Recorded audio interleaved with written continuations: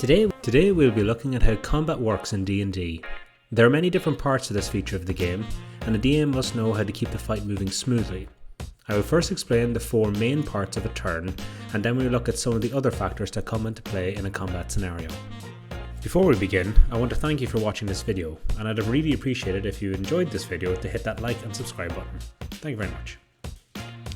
First of all, let's look at the 4 main parts of a turn in combat. These are action, bonus action, movement, and reaction. These are the 4 things that allow a creature to do something in combat. Let's look at action first.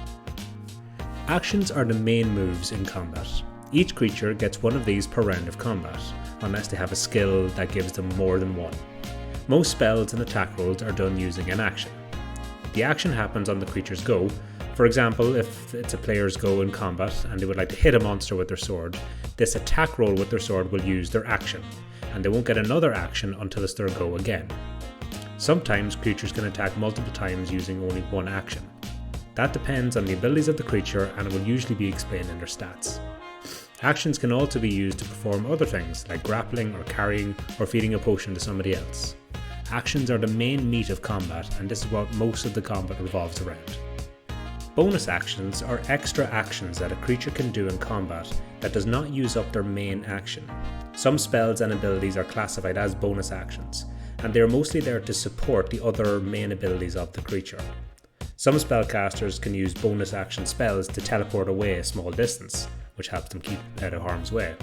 Rogues can use a bonus action to hide, and this helps support their main class ability, the sneak attack. It's advisable to keep an eye on bonus actions as they are very important in keeping a creature fighting at its full strength. Movement is self-explanatory really. Every creature has a set amount of distance that they can move in one round. The standard is 30 feet, but some smaller creatures move less and some larger ones can move further. If a creature wants to spend its action, it can gain a second movement in one turn, but this of course leaves the creature without an action for that turn. Movement can also be split up over the course of a turn as well. If you want to run 10 feet forward, cast a spell or attack, and then run 20 feet backwards, you can do that.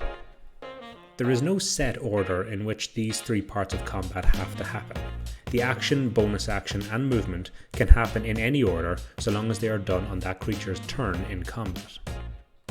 The last main part of combat for a creature is the reaction.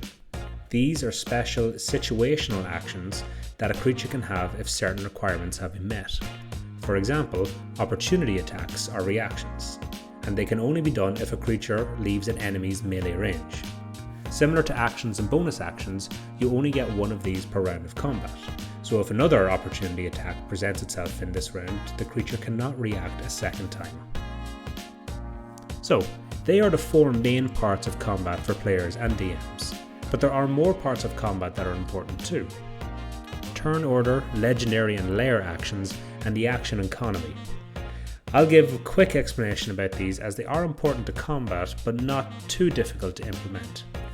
Turn order is a list of who goes when in combat. Combat is done one creature at a time, and we decide who goes first and second and third based off the roll of a d20 and by adding that creature's initiative score, which is usually their dex modifier. This will place all the participants in combat in order, which will allow the players time to prepare for what they would like to do. If 2 creatures have the same initiative roll, then the generally accepted rule is that whoever has the highest dex score goes first, or they roll again to see who goes first between the 2 of them. Legendary and lair actions are special boss mechanics that give certain creatures extra actions outside of their go in the initiative order. Usually, one of these legendary creatures will get 3 legendary actions to use after any other creatures go in combat, and they get all 3 of these actions back at the beginning of their turn each round. If the players are fighting in a monster's lair, then the environment itself can sometimes get an action, and these effects usually take place at the top of the combat round. These boss encounters have these mechanics to make them harder fights than normal as they play into the action economy. Now, the action economy is especially important for DMs when they are trying to create their own balanced encounters, and it could do with a video all on its own to understand it fully, but in essence it's basically this. Whichever side has the most actions in a round of combat is the side that's likely to win. For example, Imagine combat being made up of two sides, the players versus the DM. Whoever gets to do more actions usually ends up dealing more damage and then, therefore, ends up killing more creatures. This is how encounters are balanced in 5e with challenge ratings, and why when a player gets knocked unconscious, this can lead to a downward death spiral and eventually end up with a TPK. The only thing to remember here as a DM when you're building your encounters is to look at the number of actions each side has, as well as the challenge rating, and this should help you build more balanced encounters. So that's combat in a nutshell.